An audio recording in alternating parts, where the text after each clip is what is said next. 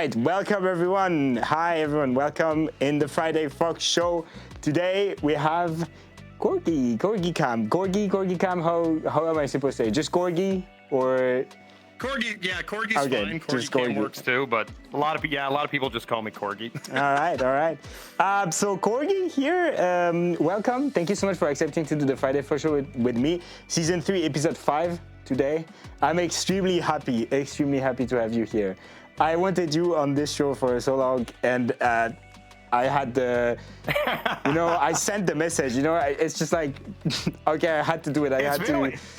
It's been a while, right? Like I don't remember exactly how long we've been talking about it, but it's finally here, and I'm super excited. Thank you for inviting me. I've never been invited to get interviewed before. So. You've never been interviewed? No way. No, never. Really? Never. I'm the first one that interviews you. Oh my God! Then I have pressure. Yeah. Nope. I have some pressure on me right now. It needs to be good then. All right. So you know the question already. No pressure. We talked about the question a little bit already, so you know them. But that's just because if you had some little stuff, it's hard sometimes to remember stuff when you come don't up know with something on the fly. Yeah, for sure. Yeah. So I'm going to start with the question that I asked to every guest. This is the same question because I think it's even people on your audience, they might not know, or maybe they know, but they don't know the full story. And it's important.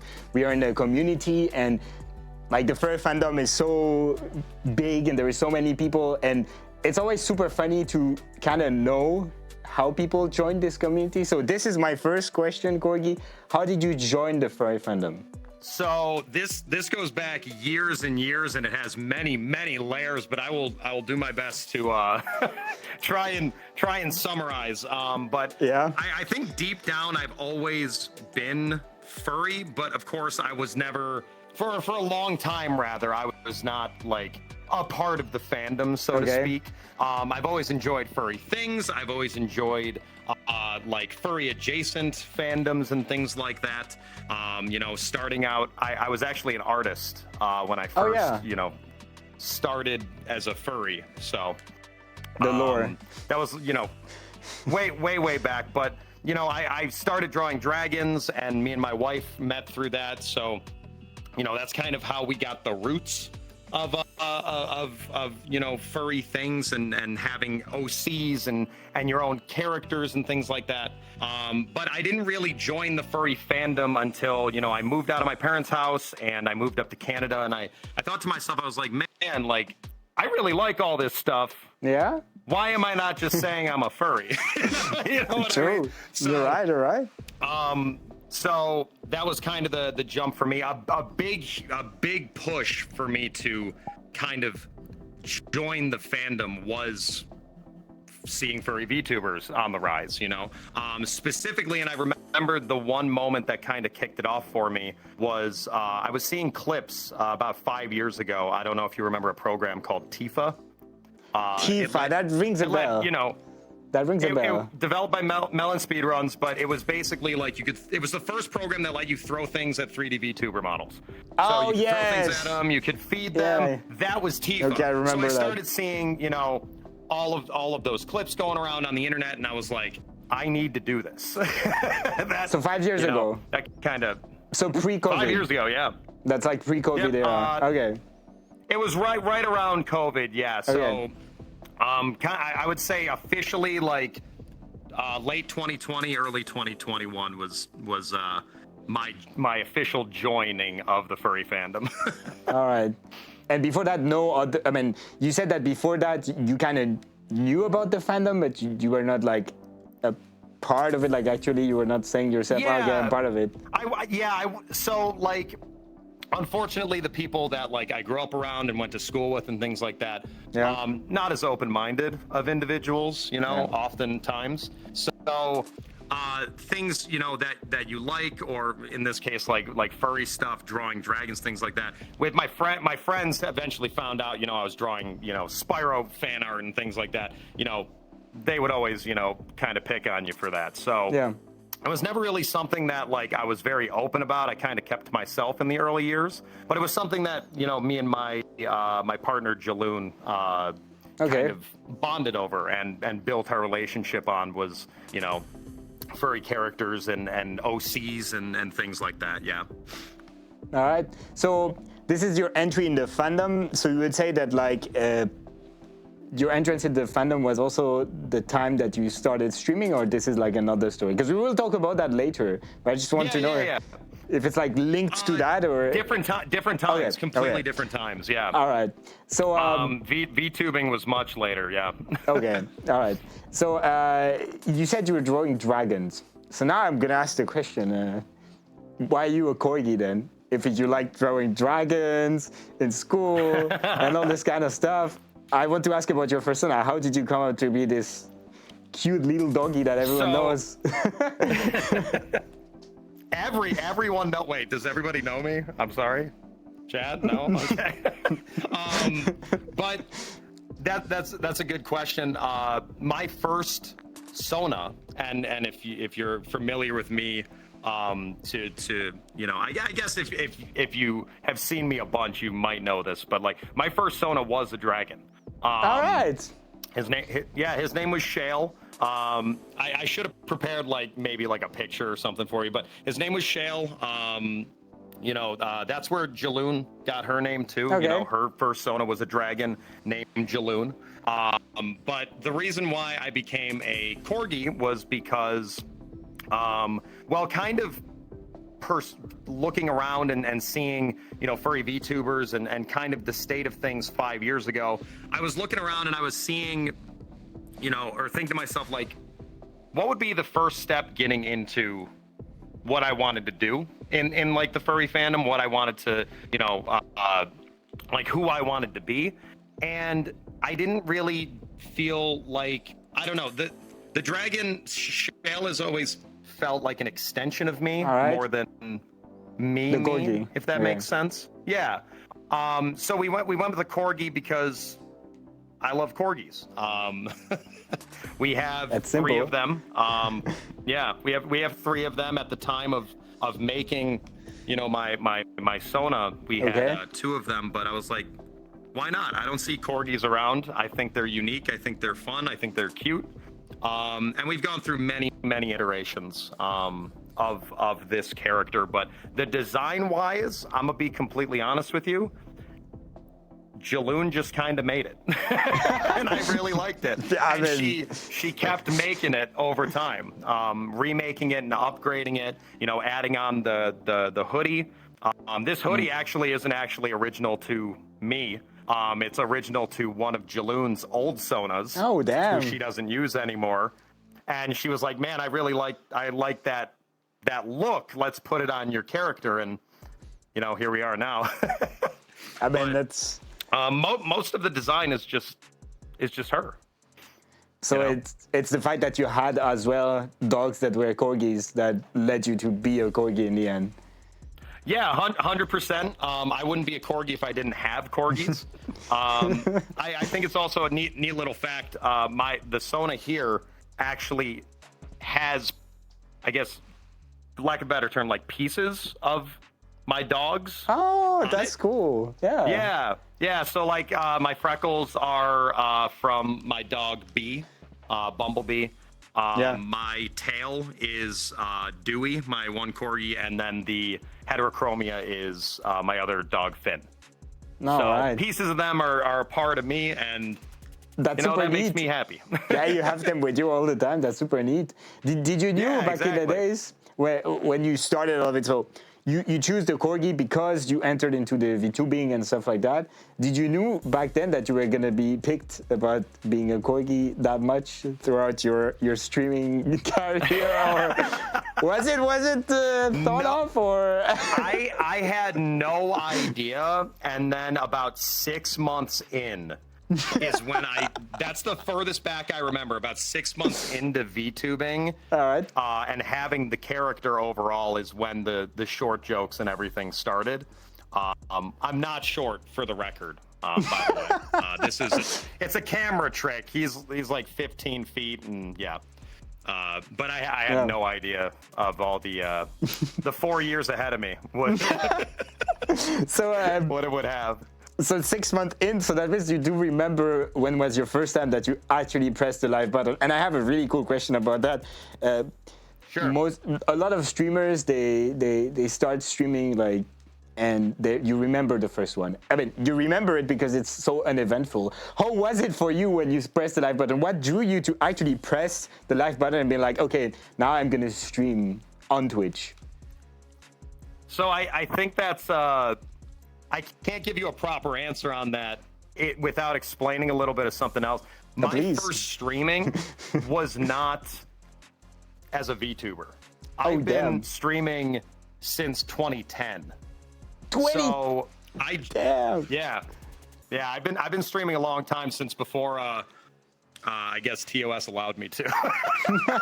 but basically, I started VTubing. I remember the exact day I started VTubing. Yeah. And that was February 10th, 2021. That was the first day we debuted a 2D model.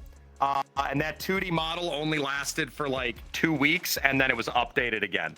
But if anybody was there, you know who you are. Is there some OG in the chat, like some actual February 10th, 2021 OG in the chat? That would be. I highly doubt it. Maybe is X12 here? I just remember the name as well. You remember? Yeah, they've been hanging out a bit more. Oh, that's crazy. There's very few people that remember me prior to VTubing, but that is, that's just kind of the nature of it. Yeah. Like I said, I started streaming in 2010. If you want like an actual, like, do you remember hitting the go live button? Not really. My first stream ever that I ever did was on a website called livestream.com. I don't even know if it exists anymore. Oh my God. Yeah. Livestream.com. And I was streaming with a old little RCA capture card. So you plug in the red, yellow, white cables. Damn. And I hit go live, and there was no discoverability, nothing. This was like the dawn of streaming. You had to have like the link to get to your stream, I guess. Yeah. Okay. Basically, yeah. No, like there was no traction anywhere. So it wasn't like you could like grow an audience really, because Twitch didn't come along for at least another 6 months. Or Justin TV didn't. Whatever. Justin TV, yeah. Oh my God. But I remember I streamed to one person, and they're my partner today. That's Jaloon. Oh, that's so cool. And they watched me playing Call of Duty Zombies until like 6 in the morning. Do I remember exactly when it was? No, I know it was in 2010 though. And ever since then, I've just been streaming on and off until, the 2020, 2021. And I started, taking it a lot more seriously. Yeah. And I mean, here we are today. I get to be interviewed by a cool fox. Thank you very much for that. So, I mean, you're super cool as well. I'm so happy that we are doing this right now. But so the VTuber, the first stream that you did as like quote a furry, because that's what you said. After like streaming, you decided that you were part of the furry fandom. Was there any goal behind it? Did you knew already that you wanted to like make it into like maybe something bigger, or you were just like, okay, let's just go. I have some free time. I'm just gonna do that. What was the? It's a good question. I've always wanted to do what I'm doing. I'm not gonna hide it. I've always dreamt of being able to stream and being able to have it as a career, and I'm incredibly fortunate for the support and being able to do that. Going back to 2020, 2021, prior to joining the fandom, honestly, it was probably the not to bring things kind of negative, but it was kind of the lowest point in my life. It's part of it as well. It's part of the story. Yeah. So sure, but like I was in a very rough spot, both mentally, financially. Things didn't really seem to be going where I wanted them to be. Truth be told, I was about 6 months away or less from quitting. I wasn't going to be streaming or making creation anymore. And that wasn't I'm not being successful at this. That was I'm working 60 hours a week at, I was a manager of a kitchen. Okay. I would come home, I would spend another 20, 25 hours trying to, stream and build something. But we had to have this sit down, me and Jaloon, and have this conversation of, do you see this working? Are we we got to give a timeline here before we figure out something else. Cause we were living with her parents at the time. Okay. So, but yeah, we said, okay, 6 months and we'll see what we can do. And, that was right when we debuted the VTuber model, and everything's kind of been up from there. And honestly, I feel like I think most people can agree with this. The furry fandom as a whole, not just being able to stream, but the furry fandom as a whole. When I joined it and I met so many incredibly amazing people, it really pulled me out of a bad spot. And I feel deep down I kind of owe my life to this fandom. It means a lot to me. So, but yeah, that's Man, that's thank you for opening like that here. It's crazy. Yeah. I mean, the fandom. I don't know if did I miss the question? No, not at all. Not at all. This is you explained it really well. I mean, this was the reason why you needed to make sure. I mean, I think it's very cute that your actual goal was to be like a streamer and stuff like that, and that seeing that you're so good at it, it's crazy. Like, it was meant to be. You see the meme of like the guy mining, and like there's the one stopping like 10 meters before the diamonds. You're the guy on the bottom. You just kept mining. I mean, so good. I always try to tell others like consistency can pay off for that reason. Because again, I'm very fortunate. Out of anybody in the fandom or creators anywhere, I've never had a viral moment. Go look at my socials. I don't have 1 million views on anything. I don't I am very successful. Don't get me wrong. I'm not saying I'm not, but I am very much proud of what I've been able to build and what the community and fandom have been able to build with me. And I'm very proud of that, because I don't feel like I'm a product of chance. I feel like I'm a product of your work. I spent 15 years doing this and learning it and trying and working hard at it. And that makes me feel good. I mean, it can be, because everyone in the chat here, they are here. They watch you every day. That's very nice that we are talking about this, because I feel like all the subjects that we have to discuss tonight, they are just getting very seamlessly together. So this is extremely nice. So that's the way you started it. Then you pressed the like button. Then 6 months in, the short stroke kind of became something on your channel. And then after work and just doing it consistently, you got more and more.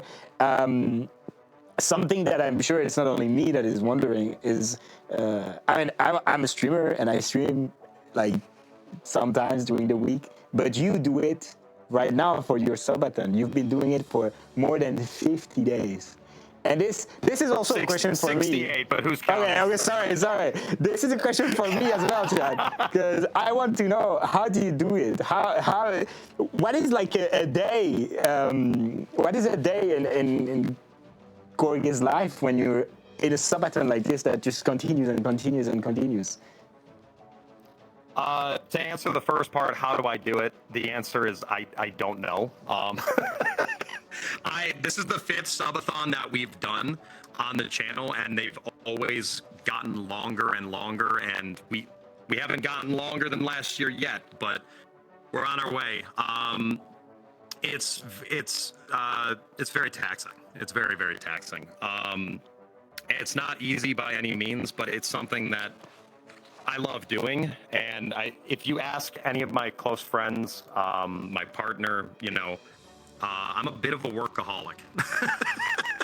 So even when I'm on a normal schedule, if it's, a normal 4-hour stream, I'm hopping off that stream. I'm editing for another 6 hours. I'm working on, some sort of Photoshop, something. I'm planning something. I'm doing something. and that's just kind of how I am. But like a day in the life right now for me is wake up at 8 o'clock. I lay in bed until like 8:30 on my phone. I doom scroll social media at 8 in the morning, like most people. We hop on the stream, 9 o'clock, good morning, play games, whatever, all day. And then I hop off. But even when I hop off for the night, I'm not done yet. For the next hour, I'm getting tomorrow's VOD ready. I'm getting in touch with my editor. They're giving me, tomorrow's short, whatever it is. So that's about another hour, maybe an hour and a half, depending on how editor they're giving me, goes. I hop off, take a shower, eat some food, and then I get to sit down with Jaloon and the dogs for maybe an hour before I go to bed at midnight and do it all again the next day. I love what I do, but the days start to blur together. It doesn't feel like I've been live for 68 days.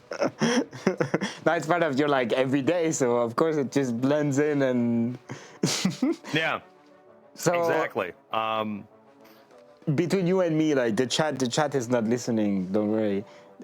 Are you eager for it to end, or you're just okay, let's just continue? They're not listening. They're not listening. Eager for it to end. Not eager. I guess eager is not the right word, but you're I'm gonna be happy when it ends. I get it. I'm trying to think do I like having more free time? Of course, I think most people do.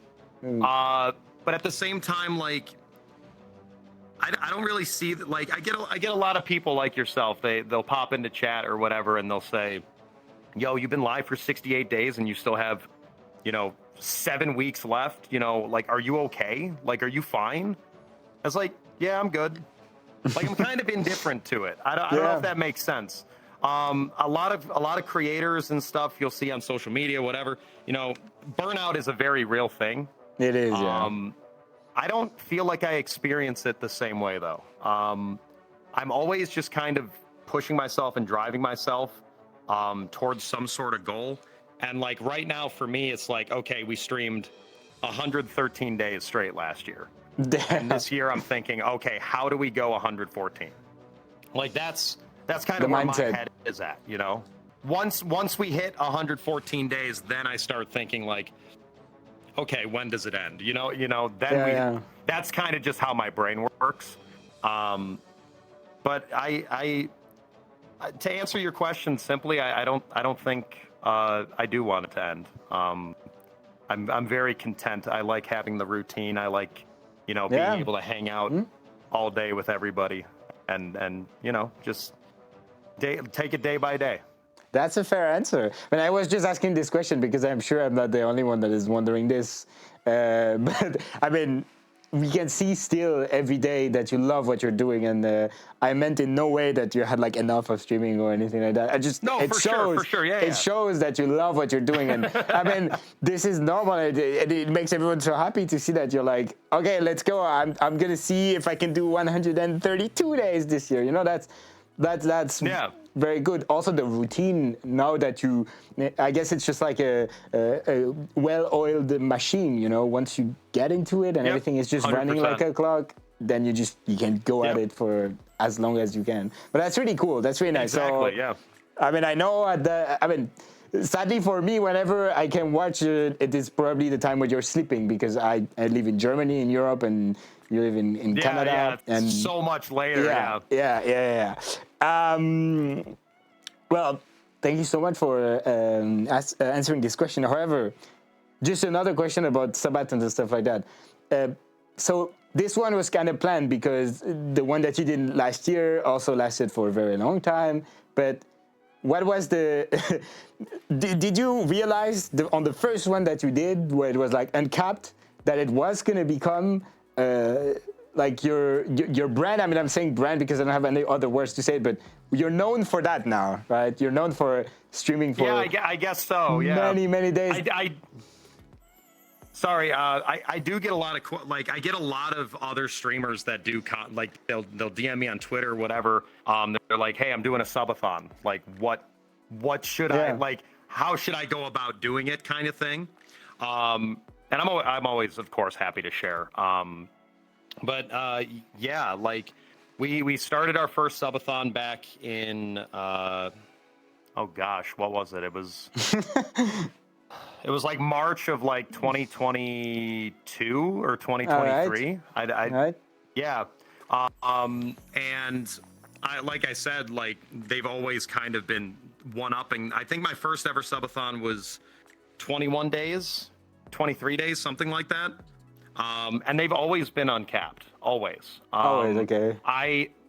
Like I mentioned, I've been streaming for a very, very long time. I've been around Twitch culture for over a decade, since its inception back in 2011, 2010, and I remember seeing, as as a teen, people doing subathons. You subscribe, it adds time to a timer, and back to kind of those old Twitch days. That's where my subathons got inspired, because from what I ever saw, they never capped them. They never like put it, like an extension on it or like whatever. It was just, let's see what we can do. It was very much just like, what's the community capable of? Yeah. And I like that kind of side of it.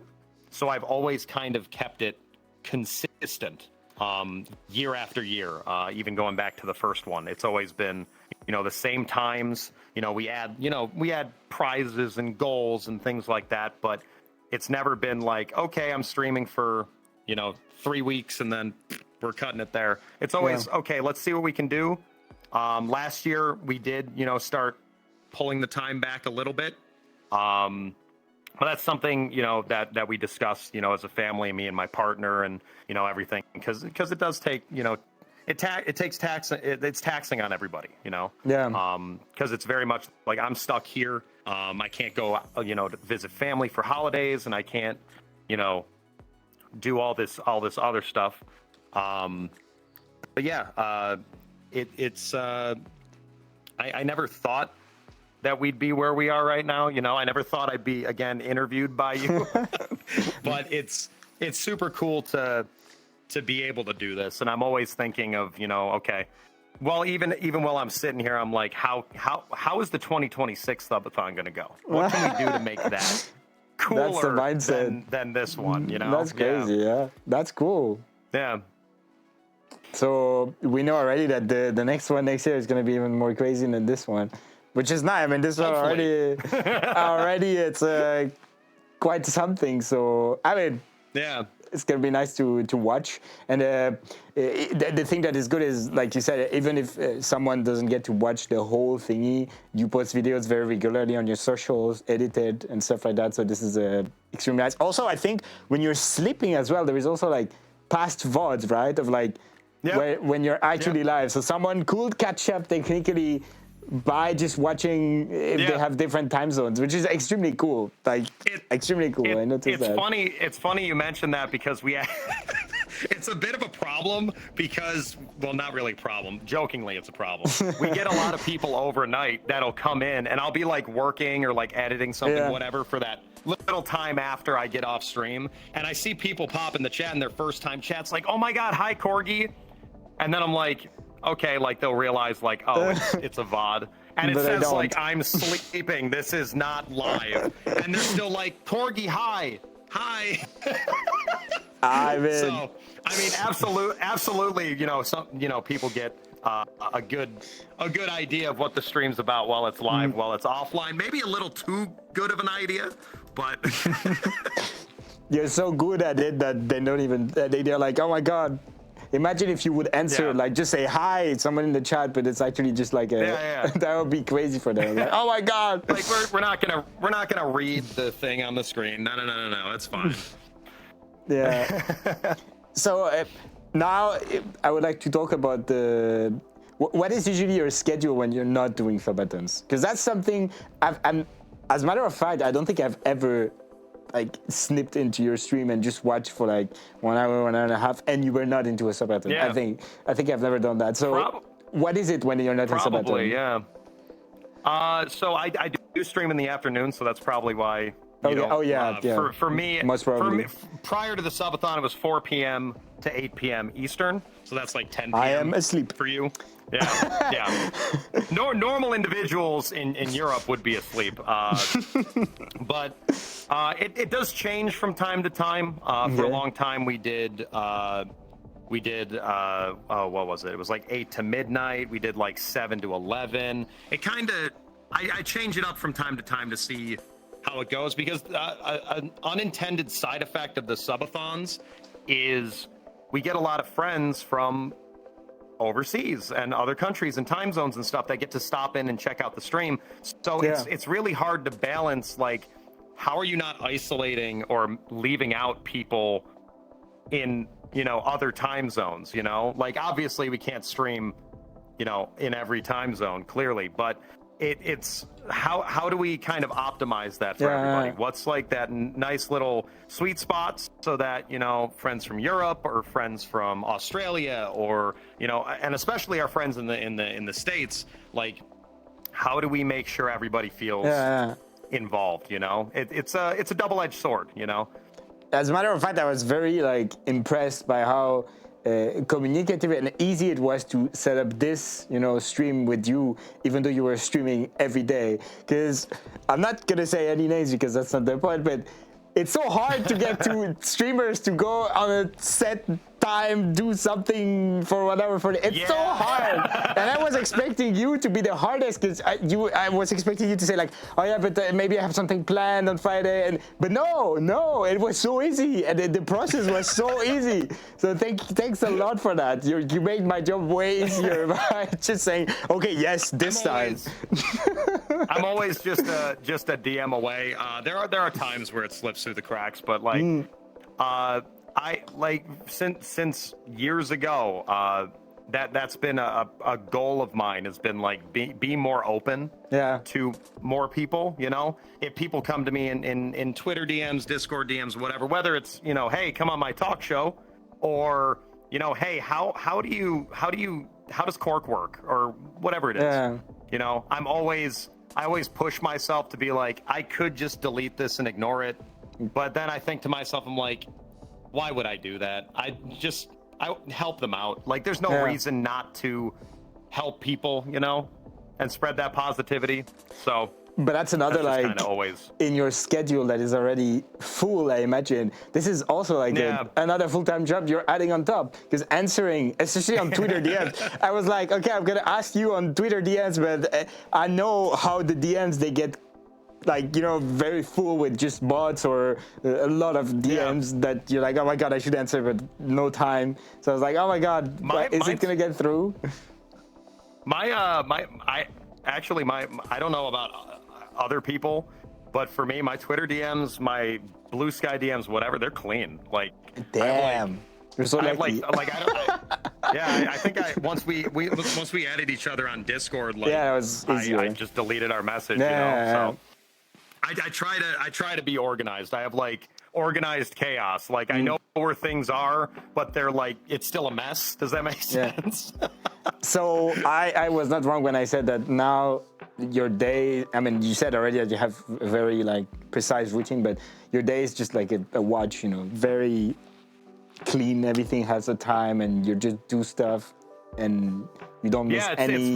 It's very laid out. I kind of know where I'm supposed to be at what time. And I still make time to, you know, take breaks. You know, right before this, you know, I took 10, grabbed a snack, took care of my dogs, let them out, and you know, I'm still trying to share, like, the work, the house load with my partner. You know, like, like doing the dishes, or, you know, things like that, because again, it's a balancing act, and, you know, I get to do something every day for very long periods of time that I enjoy.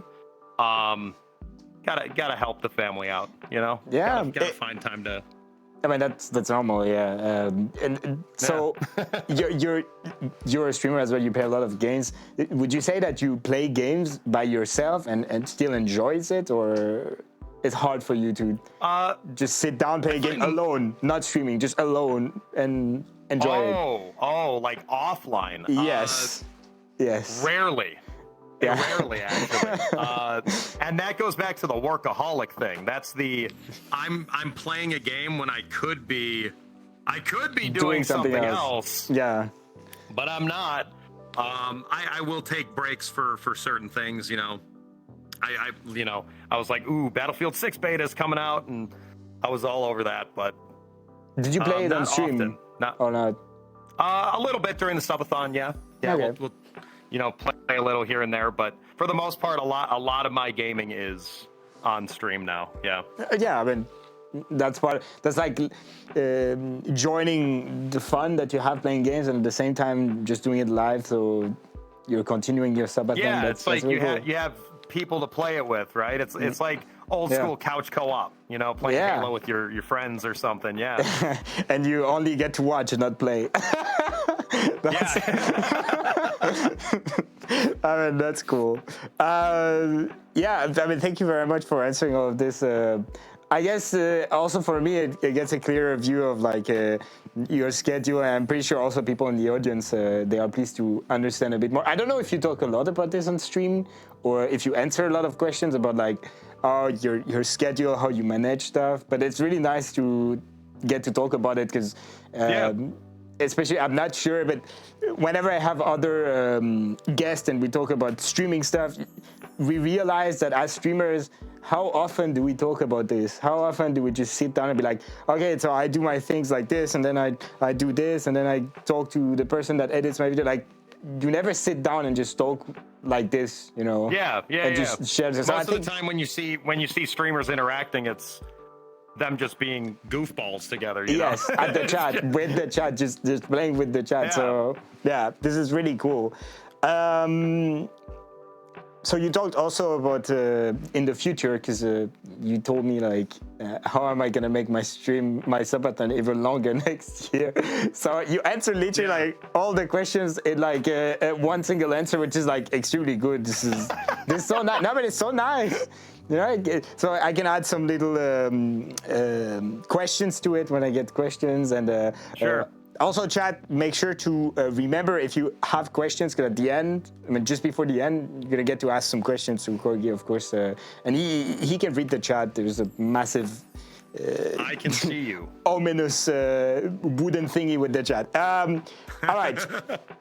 So now we're going to talk about something totally different. And also, I guess, for you, it's like very... I want to say optional, but... Also, you could not attend as many conventions because you're doing the subathons, right? So I usually ask this question, you know, about the conventions, because it's also a big part of the furry community. But how is it for you? Like, did you already attend conventions? Do you plan on going to certain conventions, or not yet? Yeah, I've been to a few. There's definitely people who have been to way more than me. Of course. My first convention was Furry Equinox 2023. All right. So that's the local convention, Toronto. That's my local con. I will be at 2026, whether I'm still streaming or not. We'll find a way to be live. Live stream the convention, but I've been to Furry Equinox every single year since 2023. I went to Midwest Fur Fest in 2023. And then just this past July, I was guest of honor at Furry, which is the convention in Edmonton, in Canada. Honestly, there's nothing like a furry convention, even if you're not a furry, I think. It just kind of depends on you know who you are, but for my first convention, I think, or before kind of hopping into that, I think as anybody that may be looking to attend a convention, smaller conventions are obviously more friendly. In the sense of like they're less overwhelming, there's less people around, because let's face it, over the past 5 years, especially the past 5 years, furries have blown up, like multiplied. It's crazy. Yeah, it's insane. You know, you go back, 5 years and look at the convention numbers, it ain't anything to what it is today. I think what did they break, like 20,000 at FWA or something like that? I think so. What is a small convention for you? Because you talk about small convention, but I guess from European to like America conventions, it's like different numbers. What would be a small convention for you in terms of like attendees? Small convention for me is 2,000, 1,000, 2,000, 1,500, something like that. Yeah, that's like a massive convention in Europe. Last week I was at a convention that has only 250 attendees. And this, no way. This for me is small, you know, but for you, it's like 2,000. It's so small. Yeah, I guess that's the difference between the European fandom and like the whole American. Yeah, I guess it also depends on where you're at too, though. Like Toronto, for example, like there's 5 million people in this city. Like there's so many people, right? So like having 2,000 people at it. Actually, sorry, tangent. Last year. At Furry, or this past year, sorry, they had Comic-Con across the street at the same time. So they had like, you know, hundreds of thousands of people at Toronto Comic-Con, and then like you look at that crowd versus like 2,000 or 1,500 furries. True. And it's kind of crazy, but I personally I prefer the smaller conventions. I find that like you got a lot more time to just kind of breathe. There's a lot less going on. There's a lot less people like bumping into you, like physically, like it gets crowded, right? So, I enjoyed my time at MFF. That was the largest convention I've been to. I think it was like 18,000 people. That's absolutely crazy. It was insane. And it was a lot of fun. But like having gone to a bunch of smaller conventions after that, I tend to gravitate. Oh, what's my hand doing? We good? Tracking stuff. I think we're good. I tend to gravitate toward the smaller conventions. It's just a lot more friendly. Like if you get a few friends that go, you can kind of just hang out and spend more time together.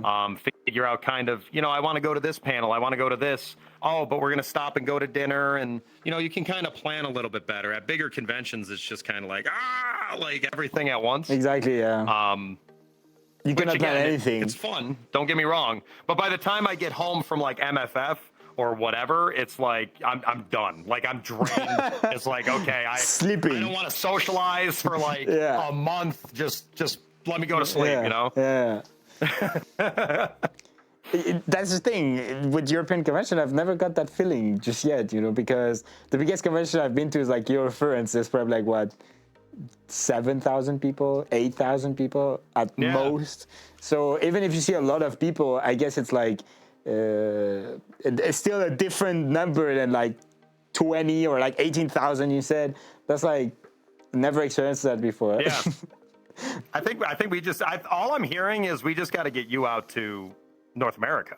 Oh wow! Nah, I don't even know if they will accept me to enter in the US, for example, for a USA con or something. No, you come to Canada. Oh yes. Take you to Furry, Canada, yes. And that's yeah, that seems like the plan. To be fair, sure. I mean, I would love to try something like that. Of course, I try to still go to every convention in Europe. I mean, there is a lot of them, and then they are all like small as well. Like.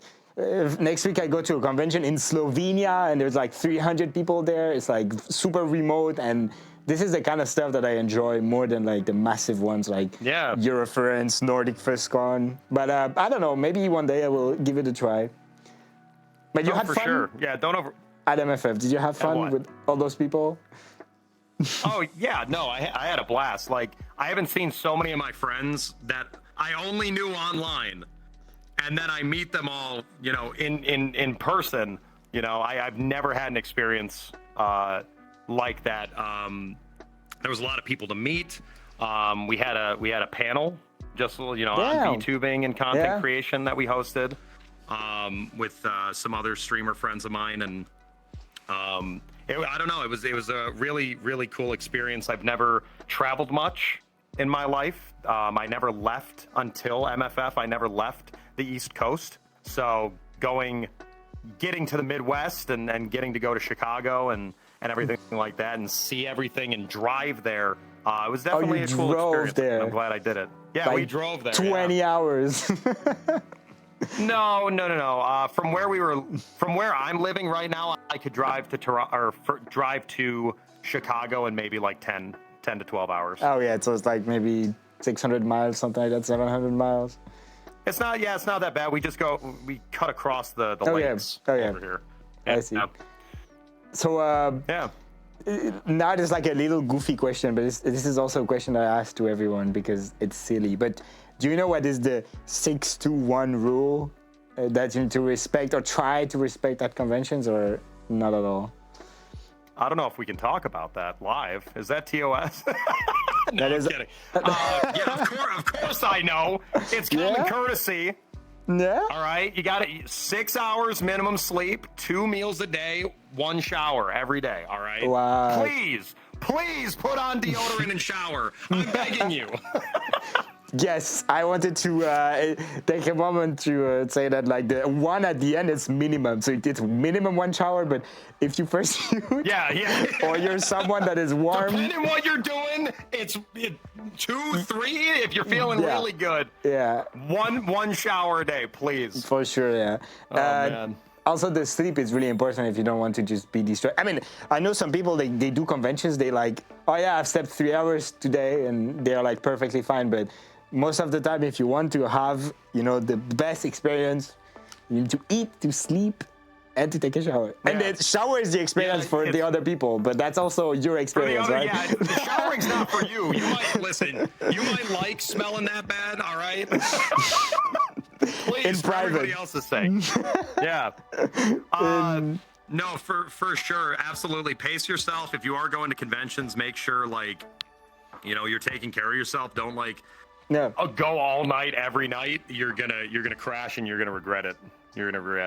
Yeah. So, what was your first convention? Do you remember which one was the first one that you attended or not? Furry Equinox 2023. Okay. Yeah. Okay. And so now I imagine you're like someone new. New to the furry fandom, and you're attending the first convention ever. What would you say to someone that is their first convention?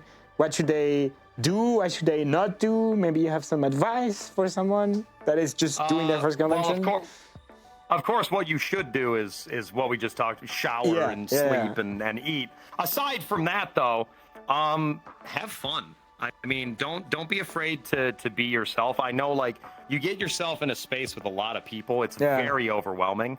And I know there's a lot of people I know, especially, in the chat, of course, that are, might have some social awkwardness or, whatever it is. And myself included, I'm very good at kind of one-on-ones or having conversations with people and things like that. It wasn't always this way. I was not comfortable for a very long time getting into, we would start hosting movie nights, that I would do with 30 people in VR, and it's so many people around me at once. I'm like, oh my God. But, have fun. Don't push yourself too hard, but push yourself enough to have a good time. You know what I mean? Experience new things, go to panels, talk to people. If you see people that are in fursuit, ask them, hey, can I give you a hug? Hey, can I get a picture with you? Don't be shy. Don't just run up and... don't be shy, but also don't just run up and grab somebody. That's also very uncool. Don't do that. You should ask for consent, even for a hug. This is really important, I would say. Always, yeah. Anytime you're trying to make physical contact with a fursuiter or anybody else, and it doesn't matter, always ask. But overall, just have a good time. I like I mentioned at the beginning, start small. Whatever you're okay with as a small convention. Furry Equinox, the 2 small ones, that I've been to. For American standards. I think those are good leading points. I think I was very comfortable going into it, and that was 3 almost 4 years ago now. I think from there you kind of you see how you're feeling. If you liked that, take it a step up. I think diving into the deep end, going to FWA or MFF right out the gate, You can if you're feeling up to it. But if you don't know anyone, don't feel like you, yeah, you should still like know some people there. I feel like, you know, like yeah, absolutely know some get people. to know some That's people very that important, go. like, If you go alone, man, if you're extremely good at socializing, then no, okay, you can go without your friends and just make friends there. But if you're someone that has a little bit more trouble, going with someone, having friends there already is like the best, I would say. I think that's setting yourself up for success, you know, in the field of being social. Like, you know, don't put yourself in a position where you feel like you're going to be uncomfortable. If you don't have anybody that's going to MFF, you know, you don't know anybody there, don't feel obligated like you need to go. That's okay. But, you know, I think it's important in the furry fandom, you know, to experience a convention at least once, I would say, you know. Yeah. I think it's fun. I think it's a side of, you know, furry culture and just kind of the best that the fandom is, you know, everybody having a good time and just hanging out and sharing a similar interest. I'd say the closest that you can, you know, like experience like a convention, but that doesn't require you to leave your room would be Furality, perhaps, because thanks to VR chat now, you can have this kind of vibe. I've never been, because it's always during the week where I go camping.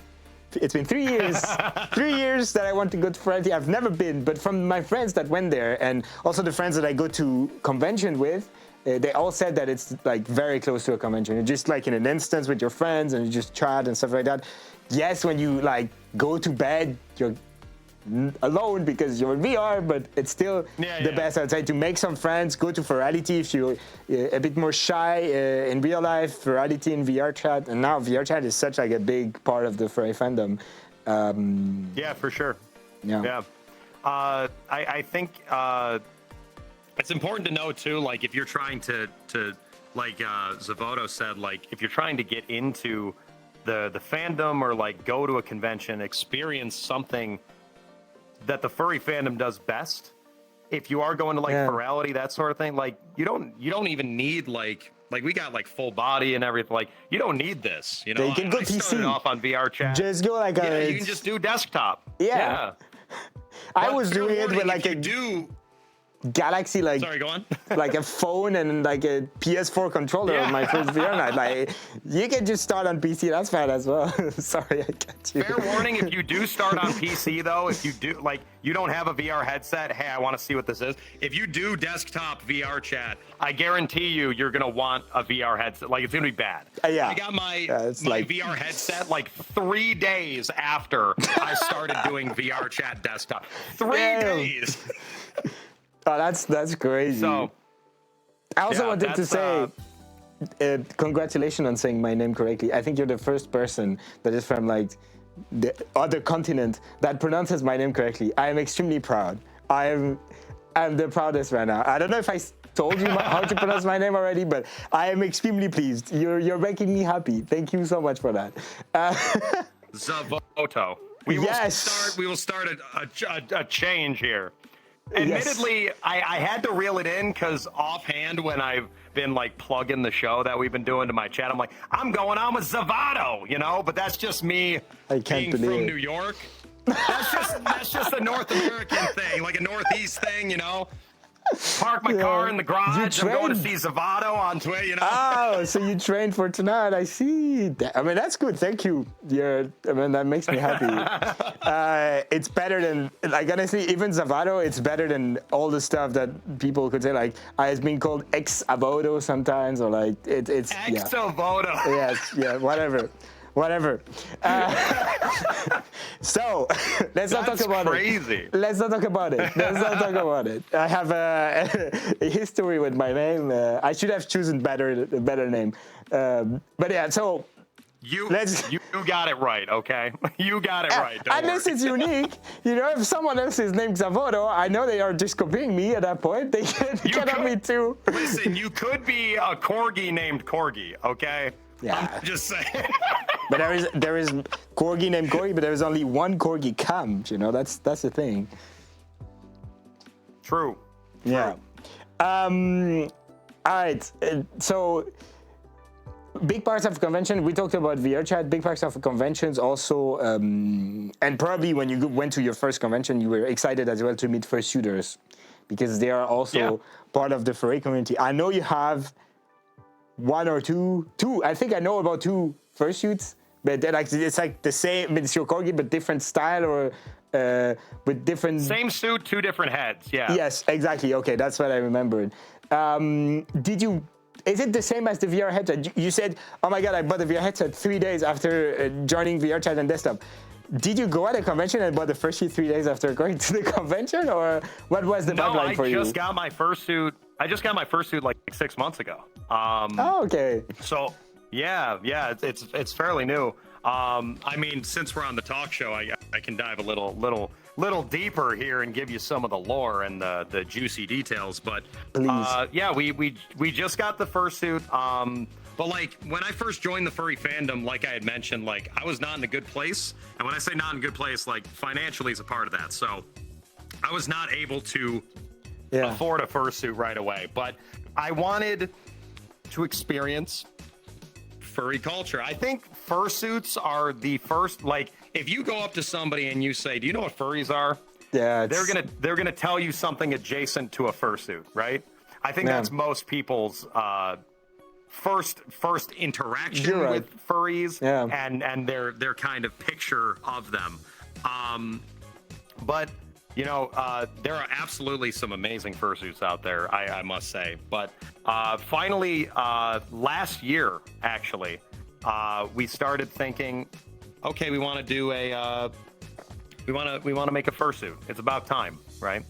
So, Jaloon was the first. Actually, my partner Jaloon was the first one to actually get a fursuit. She was more gung ho on it. She was like, I want this. We're gonna do this. So she got her fursuit. Which is also in some of my shorts, the pink cow. Yeah. And I saw her that. fursuit, came out great, and she took it. She's been taking it to conventions for I think like 2 years now. Okay. Which is she took it to MFF. She took it to MFF 2023. So it's been over 2 years. It's been like 3 years. But it was time last year, and we said, okay, we're gonna do this. But like at the time, I still was very much like, I'm kind of not standoffish to it. I'm not sure because. Did you already try? No offense to any.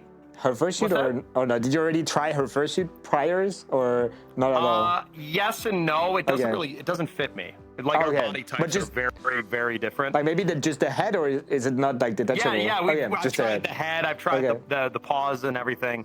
And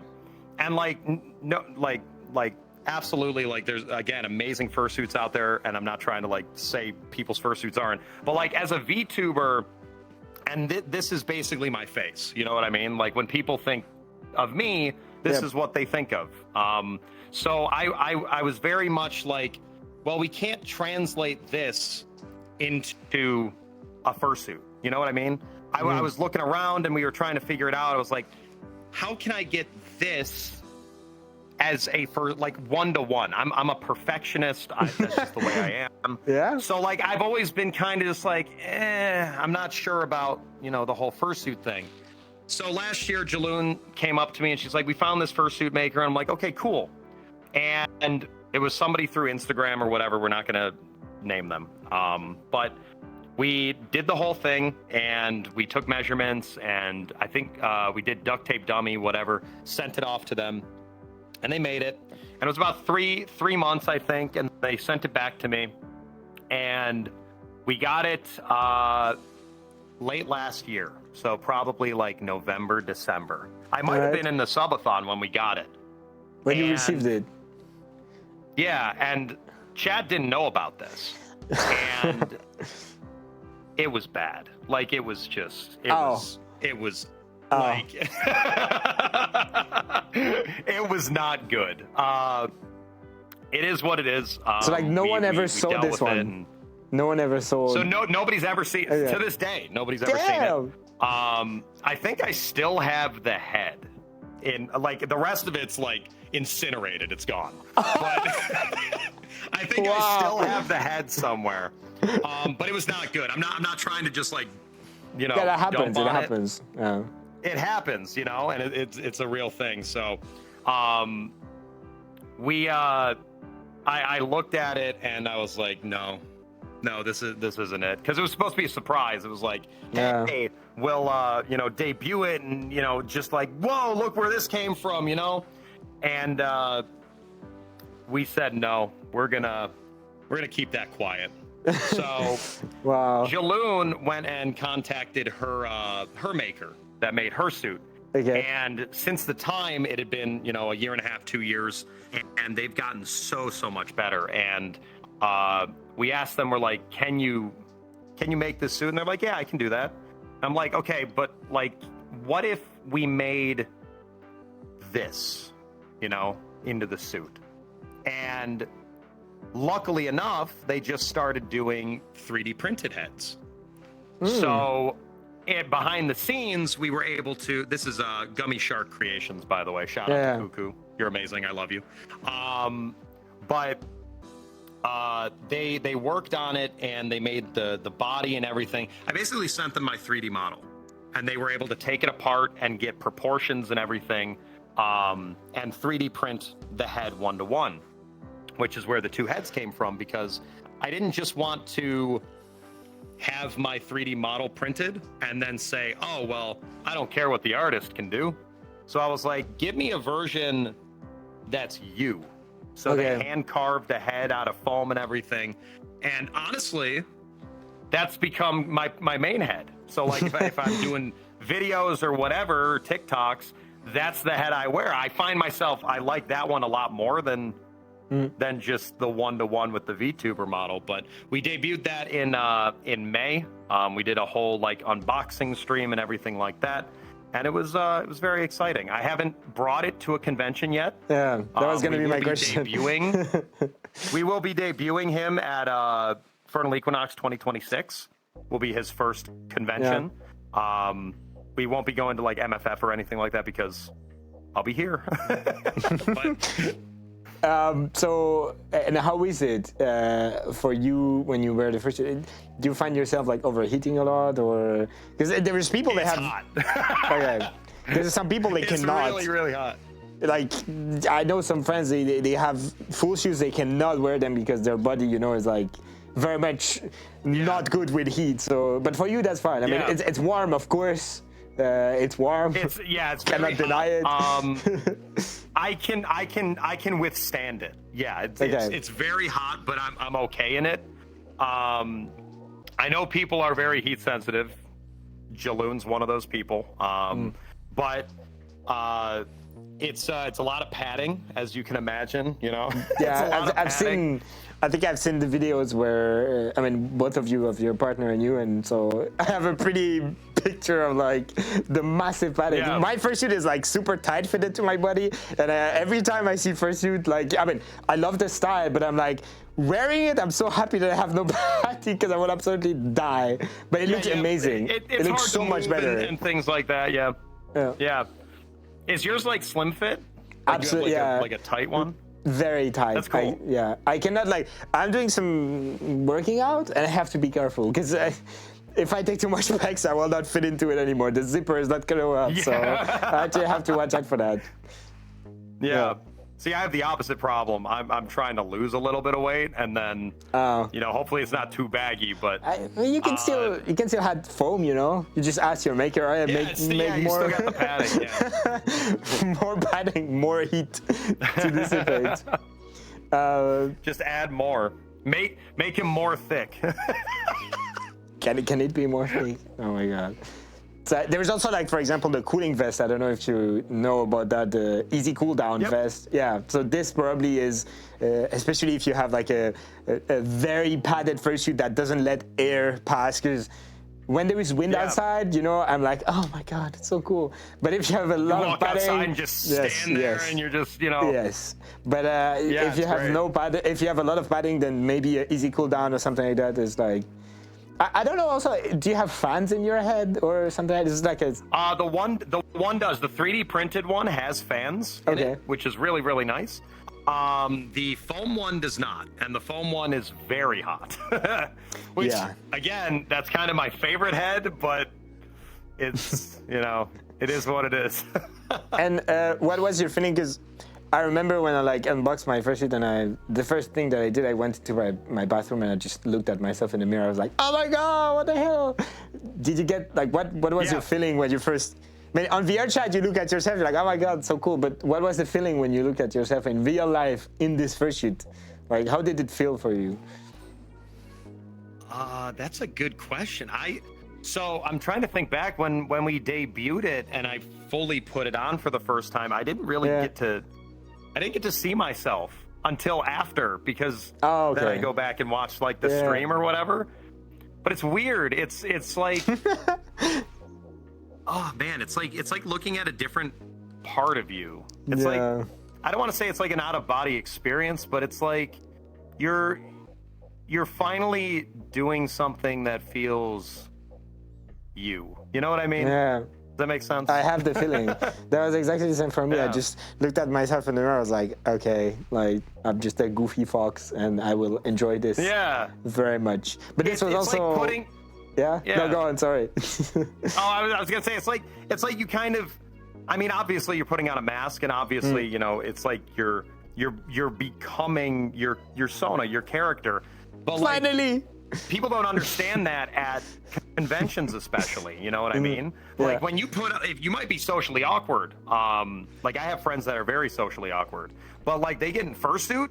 And someone they're a else. Totally different person. Yep. Yeah, they're someone else entirely. They're the one in the center of the dance floor breaking it down, you know? Yeah. So it's cool to see that shift. It kind of gives you a little bit of confidence. You feel like you're, you know, you're loose. It's a way to free yourself. I guess it's a way to free yourself. Yeah. Some people, they might have the feeling that, you know, everyone is looking at them in public spaces, and you have no way to check how you look, you know? You're like, oh my God, maybe I have something, I'm dressed weirdly, blah, blah, blah. But when you put your fursuit, you know absolutely what image people see you as. So I guess it frees, you know, it frees your mind. You can do whatever you want. I mean, I just love it. I always say that, like, the most expensive mistake in my life that I made is that at my first convention, I tried my friend's fursuit, and expensive mistake. Cooked. Expensive mistake. From there, you were cooked. I mean, I knew I wanted one before, but after, you know, like just being let alone in a fursuit and just interacting with people, I was like, oh, damn, okay, that's what I want to do forever. Get me. It's weird too. I think a lot of people, like, obviously people, you know, people by nature, you know, we crave attention. And putting on like a fursuit, you know, you kind of get a little bit of taste of that. Yeah, that's true. People like to come up to you and say hi and talk to you, and it's like, wow, that, you know, that looks great, and you know, things like that. So I think that's another nice little plus side to it. Or you get a fursuit that is like too mean / you know, horny looking, and no one talks to you. They are all like, oh no! This guy, I'm too impressed. I don't want to talk to this person. No, they have the bedroom eyes. I cannot go talk to them. This happens as well. You know, this is like the two different. Is this a self-report, Zavoto? Are you self-reporting? No, not at all. Because so my fursuit has eyelids, but I don't wear them outside. I just don't want people to look at me and be like, oh, damn, this guy. You know, I just want to see the cute fox. Because I think it's more for either the stream or private. You know, and I'm very lucky because I've had zero bad interactions. When I'm at your friends and I first shoot with the fox, so my full suit, of course there's people that come say hi to me, they take pictures and stuff like that, and I'd say it's very good. I love it. No, this very like no bad interactions, always respectful people. Usually the bad stuff that happened at the convention, for me at least, happened when I was not wearing a fursuit. So yeah, very lucky. I don't know if this is the same for everyone, but very lucky with that. And it's so nice. I think it just depends where you are too. I think Europe especially, like you guys are a little bit different than North America, you know, the States and stuff like that. But as somebody from the States can attest to, but like even up here in like Toronto, you know, they're, you know, very accepting. Even to like toward Edmonton. Edmonton's more of a I don't know the word, a more more middle of nowhere, you know, it's more like farmland and agriculture and stuff. But like even going to the convention there, like everybody was so curious about it. Like we go to a restaurant, they're like, oh, you're like, I remember we had an interaction. I went to a dinner. Yeah, I went to a dinner just down the street from Furry with some friends, and the waitress came over and she's like, "Oh, are you from the convention?" And we're like, "Yeah." And they're like, "Okay, so you're furries, right?" And we're like, "Yes." And she's like, "Okay, what is your furry?" Like, what's your persona? That's so cool. What's your furry?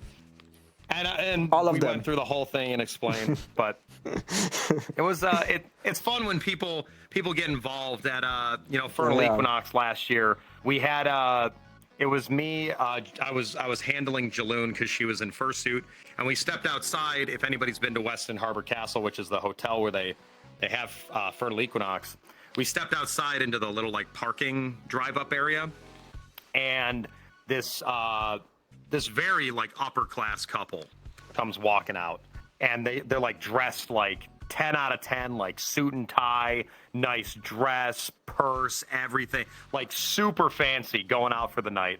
And they're like, "Hey, what's going on?" And we're like, it's a furry convention. They're like, "Yo, that's crazy. Like, can we get a picture with you with like Jaloon? Like, our friends are never gonna believe this." And we're like, sure, why not? Like, so it's like, it depends where you are, but there's so many just nice and accepting people, you know. They just want to know, you know, they just want to understand it, which is really, really cool when you have that interaction.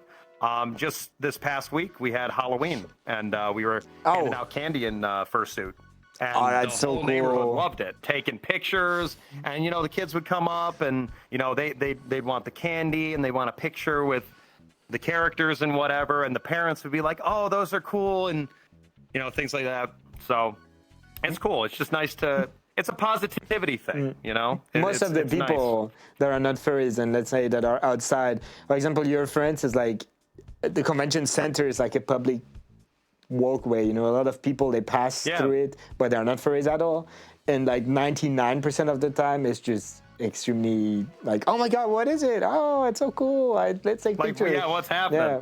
You take pictures with a lot of just like normies at your friends, because they are on the massive like convention space. Yeah, I have a funny story. I don't want to like keep rambling here. If you that's perfectly fine. Need the time, but when I was at Furry a few months ago, as guest of honor, they had somebody pick me up from the airport and bring me to the convention. And it was this just like a driver in the car. And the guy was talking to me. He was very friendly. He was trying to strike up a conversation. Older guy, probably like 60 years old.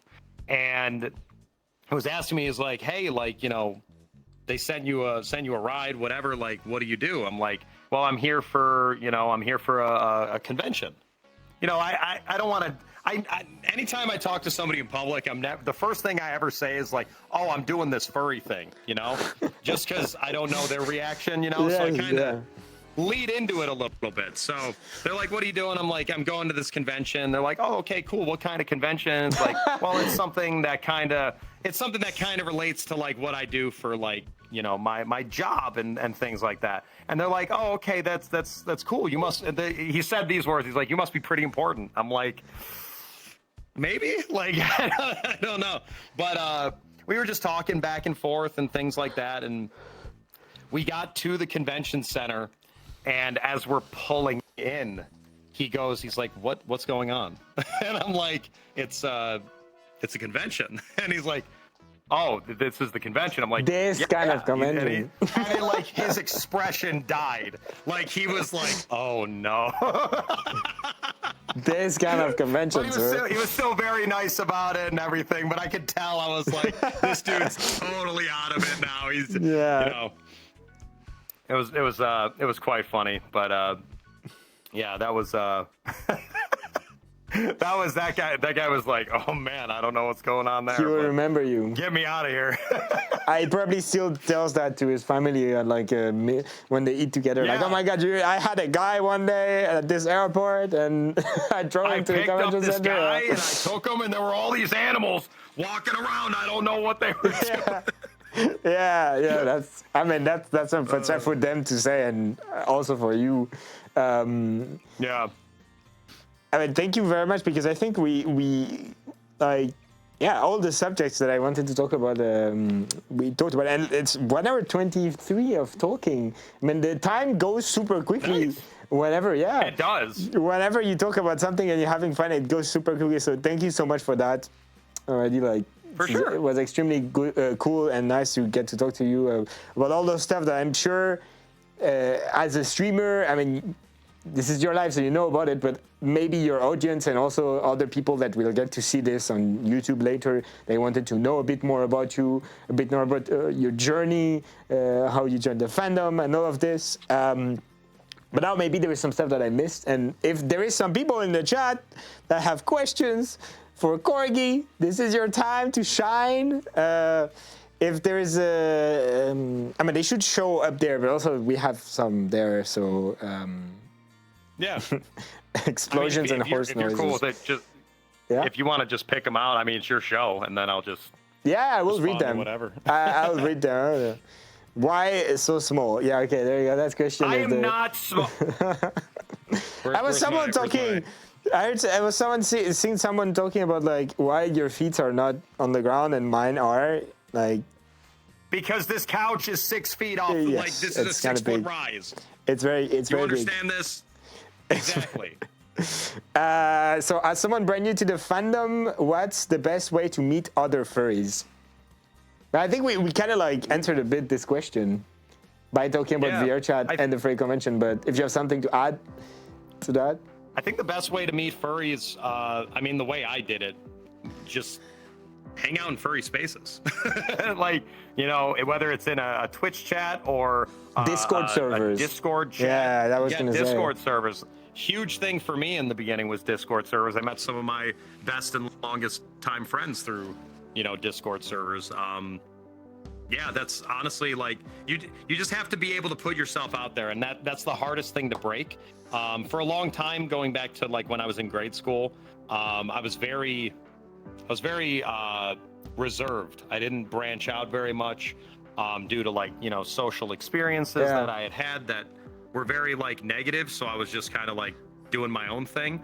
But if you can push past that mental barrier of yours to just kind of inject yourself into a space and be like, hey, how's it going, everybody? You know, don't pester other people or, you know, try and be annoying, but, you know, jump in and have a conversation with people, you know, ask them how their day's going, you know, goof around, and enjoy the company of other, you know, furries, whether it's in a Twitch chat or a Discord or at a convention or wherever it might be. Absolutely. I agree with everything you said. So I hope that answers your question. I totally missed the name. I had it in my head, I forgot. But I saw a really nice question by Titoof in the chat. It was, if you could tell yourself to yourself from the past, what would it be? Like, as you now, if you could say a word to your... If I could tell myself something. If you could time travel, what advice can you give to yourself younger? I mean, this was the question. Buy more Pokemon cards. No, I'm kidding. Go up to 3-year-old me. You better be buying all of them. Box of Pokemon cards. Yeah, store them somewhere for now. Yeah. Or the bitcoins. Buy bitcoins. Buy bitcoins. Do it. Don't ask any questions. Just do it. No, it sounds stupid. Buy it. Save it. Forget about it for 20 years. Yeah. But really, like, if I could go back and tell myself something, man, that's a deep question. It'd probably be. It's so hard. It is a deep question. I think I would tell little Corgi that it gets better, and I would tell little Corgi that so long as you keep trying, you will find your way. And just because you fail doesn't mean it's over. failure means growth. Failure means wisdom. And failure means that the next time you go after something, you're better prepared to seize it. Thank you, man. That's Yeah. that's cool. I mean, you could do the thing like Mr. Beast and just record something for you 10 years later, and so 10 years Oh, you just set a reminder.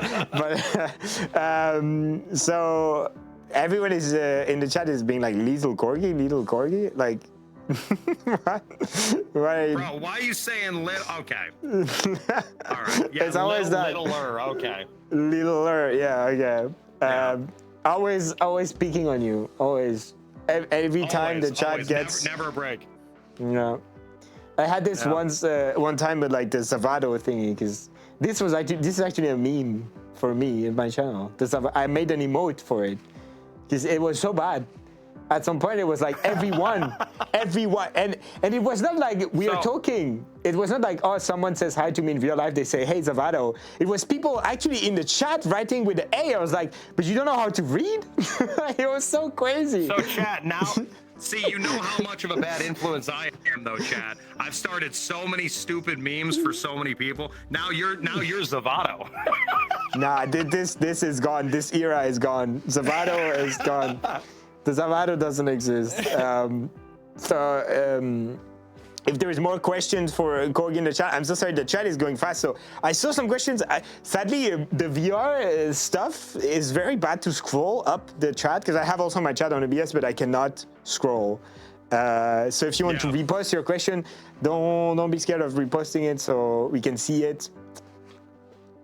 There's actually on a delay. We are on a delay too. Go on, sorry.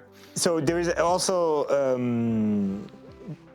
on my normal streams, there is also a voice line. Whenever there is Zavado written in the chat, there's like me saying, my name is not Zavado, it's Savoto. Please read, but like very angry. So that's also the funny. meme. Yeah. Let me try to scroll. Any questions, chat? Let me try to scroll up, because it's not working. Like, this is so bad. There you go. What is your favorite Pokemon? Questions here. Umbreon. From Umbreon. That was easy. I love Umbreon. That was I know just the German for it. What is it? I'm not German. I just live in Germany. So. Oh. Okay, well. I'm originally French. I'm not German. Oh, okay. I just live in Germany. I don't know Umbreon in French. I know it in German's Noctata, but I don't know. I think it's just the same, but just pronounced with a French accent. I'm pretty sure, because it does ring a bell. Okay. Like Umbreon or something like that. Like that will be it. Noctali. Yes, I'm just bad. I'm just really bad. I forgot my French. Sorry. How dare you? Yeah, imagine forgetting your French. If you could go back 5 years and change something about your streams, what would it be? Question by Ooh, is that by your partner. Yes. Oh, by Juloon. If I could go back 5 years. Huh. So at your start. That's a good question. Because 5 years is 2021. I mean, 2020, but well, right when you started. Close enough. Close enough. Yeah. What would I do differently? It's hard to say, because like going back and looking at it now, it'd be like, well, obviously, just like don't start as a 2D V2 or do 3D and blah blah blah. But like that's not realistic, you know. What would I do differently? I think. Be a dragon. Man. Dragon VTuber. Leave it to my partner to stump me like this live. I mean, they know they are the person that knows the most about you, so they knew this question was gonna make you think, a lot. Yeah. Thank you, Juloon. Thank you. That's a tough one. I think I would do a little bit better. I don't really know if I can.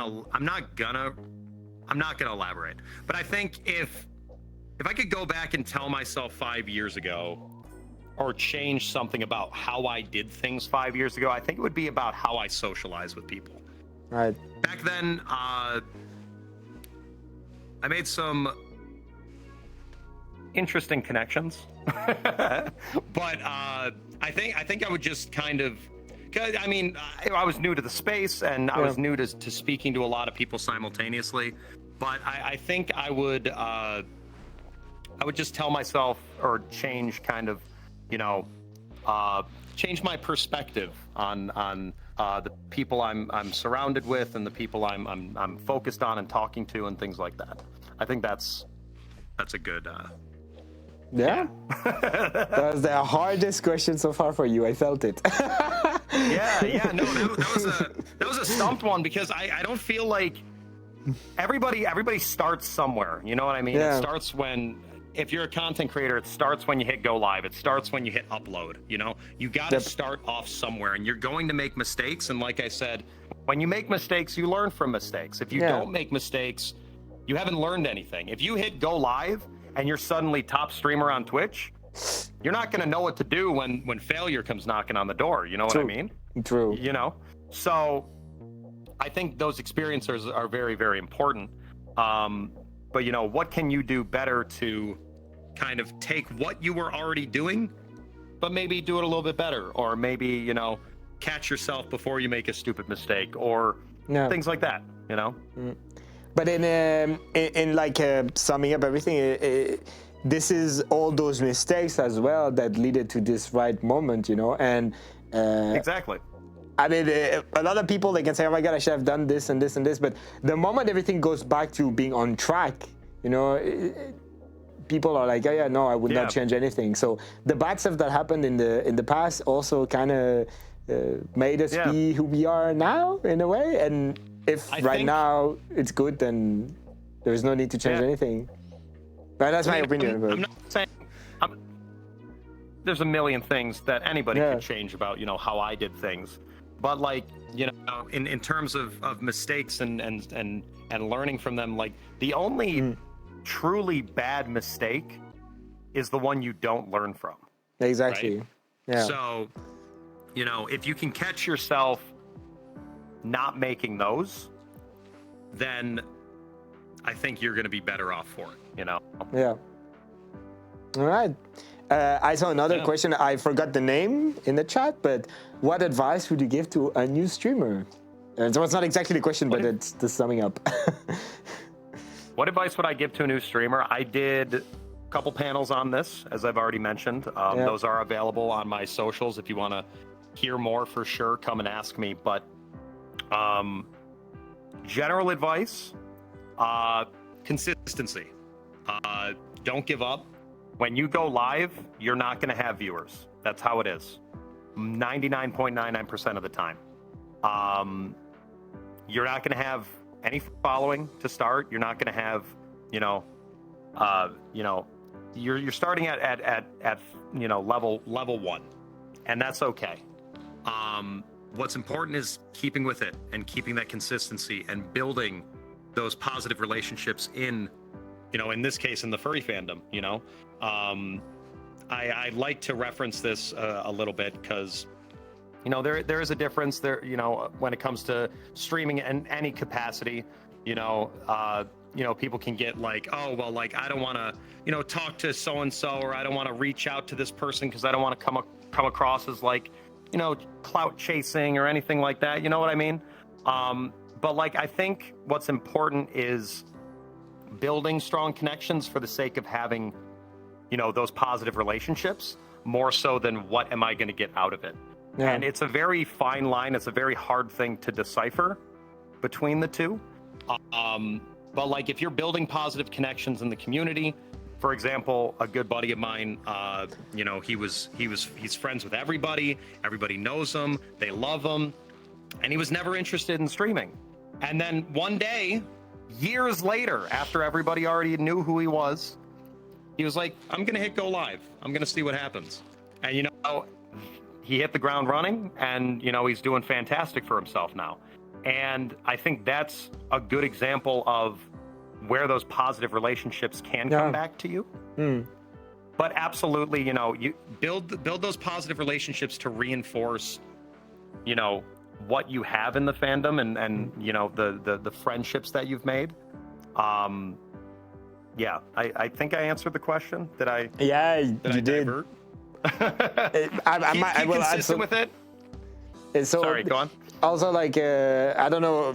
I think this is also a general advice to say that, like, if you're starting to stream with like an actual goal that is either fame or money, it's not gonna be the best, like for the mental, you know. When you start streaming and your goal is like either be famous or make money, those do not happen at the beginning, and for most people, they do not happen at all. You know, you need to be extremely, do everything perfectly, be there at the right time, the right moment for every star to align, and then starting to make money and. Like fame, I don't like this word fame because fame, what does that really mean? But yeah, that's like it's however you look at it, and just to kind of tag on to that, like as somebody first and foremost who's very much like when I was growing up, I wanted to be a YouTuber, you know, like that was like, you know, I was watching like Machinima Respawn and like all these creators back in the day, and I was, you know, how can I do this? I want to do this, and that's always kind of been my goal, even before I was VTubing, even before I was like officially in the furry fandom. And I did have a bad time with it. I struggled with it because you dream of something, right? And you feel like it's almost unattainable. And I think you're very well in place to say like, okay, like, you know, it's not realistic for a lot of people, but if you keep with it, if you're consistent, you can build something, you know, not necessarily, you know, it's going to come to you overnight, but like, take it from me. I've been streaming for 15 years, you know, and it took 15 years. No, it took almost 11 years for me to get any sort of viewership. So, you know, you can work at it. You can be consistent with it. Go into it to have fun. You know, go into it with a goal in mind. But at the same time, you know, be realistic about it. Okay, I want to get 100 followers. You know, that sort of thing. Okay, now I want 200. What can like the increment goals. Kind of thing. Yeah, you're building yourself towards something. Don't do what I did. Don't don't do what I did, and you know, stress yourself out to the point of, you know, oh, I'm 6 months away from getting out of streaming altogether because you know, it was kind of it was running me ragged. I was losing sleep over it and everything like that. But if you stay consistent with it, you learn from your mistakes. You absolutely can grow something. Thank you. I mean, that's gonna hopefully help someone in the chat that was that needed to hear those kind of advices. Is that a question? A massive pile of text? Wait, have you? Yeah, it is actually a question. Sorry. Oh no, it scrolled down. No. Okay. Sorry, I cannot read it because it scrolled down. I cannot scroll. But it was something in the. From what I've heard, it's like, did you ever had to kind of like? It's a lot of furries. They have, you know, for the younger ones especially, two worlds where they act with their family in a way, and then when you're with your friends that are all furries, you kind of like have two lives to live. And if know how to read, there we go. Have you ever had to keep your two words separate, or tired to keep them separate between your personality, preventing other friends from knowing? Exactly, yeah, so that I read correctly. I have two words on where I am a Pokemon Go battler and pretty well known, and there they have my Sona, so I don't know what to do. All right, that's the question. So how do you, are you asking, is it like, how do you keep? Did you have to keep? Or like what? I think, yeah, like. Did I have to keep them separate? Yes and no, because again, like when I was in like grade school, high school, you know, I'm drawing Spyro fan art and things like that. I was the kid in high school with the Canadian girlfriend, you know. So everybody, you know, didn't even believe that was real. But, oh my god. You know, look at me now though. But glow up. I think, you know, in certain contexts, you know, for sure, you know, you keep your life separate. But at the same time, like, I still try to just be unapologetically me. But, you know, I'm not like going to the store and like, you know, like I'm not like conversing about it in my day to day most of the time. I think, like for me, I had to keep my kind of private life and you know, public life separate when it came to like school. Nowadays, I don't really have to. I absolutely have friends that aren't like in the fandom, but they still know what I do. They still support it. They'll hop into the chat. Even like my family, you know what I mean? It's not like I'm constantly yapping to them about, you know, furry stuff. But at the same time, you know, my mom pops into the chat from time to time. You know, they watch my shorts. They, you know, they keep up to date on all the stuff like that. I think what's important is like, be you and surround yourself with people that are okay with who you are, you know? Yeah. I mean, this is extremely cool that also, I mean, a lot of, especially younger friends, like I said, they do live this kind of stuff. And this was the case also for me when I was young. I was like, oh my God, I'm going to hide from my parents, from my other friends. What was the furry? Because I had those friends online, and at the same time, I had to still have friends in real life. And so I definitely understand the question of the friend in the chat. But yeah, I also think the chat is broken. With it. This chat is broken now. The chat is broken. Yes, the chat is indeed broken. That's okay though. You guys don't know that. It's fine. We might have some luck and it will update later, but I doubt it because this is working. This chat basically is like an over-engineered thing that I really wanted to not have to stream a chat, so I made this thing. It's like very hard and complicated. It worked for like half of the stream. That's fine. All right, so. I don't see any more questions in the chat in like the 10 messages that I can see. So thank you so much for doing this episode of the Friday Folk Show. I hope you had fun. I had a lot of fun talking with you. It was extremely nice. This was awesome. Thanks again for, and I will say it again because for me it's big, but for being so easy to set up all of this and just being there on time and keeping me updated. I mean, you see, for example, the messages that I sent like 3 days before, 2 days before, 24 hours. This is like because I had so much experiences of people canceling but not telling or whatever. So thank you so much. Thank you so much for being so easy to set up everything. And this will be on YouTube on Monday. I mean, I will cut before that, but this will be on YouTube on Monday on my YouTube channel. There's also all the other episodes with all the other creators if people want to check that out. I just thought about that. Follow Zavato on Twitch and subscribe on YouTube if you haven't already done so. Thank you for that. I'm just saying it'd make you a lot cooler if you did. So I usually what I say at the end of the Friday Folk Show is like, oh, and when can we see you live again, dear guest? But I just thought about it now. And of course you can see me live for the next 50-some days.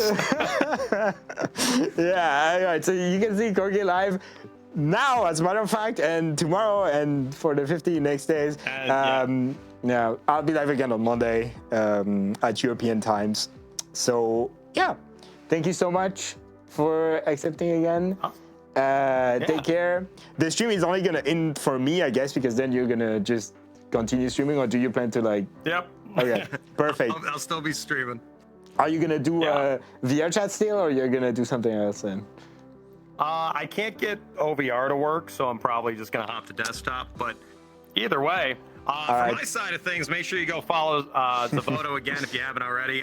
They are linked in the stream together. For those of you watching on YouTube here on Monday, make sure you like the video, comment down below who you want to see next and how cool Zavoto is, and be sure to subscribe for more awesome videos. Yeah.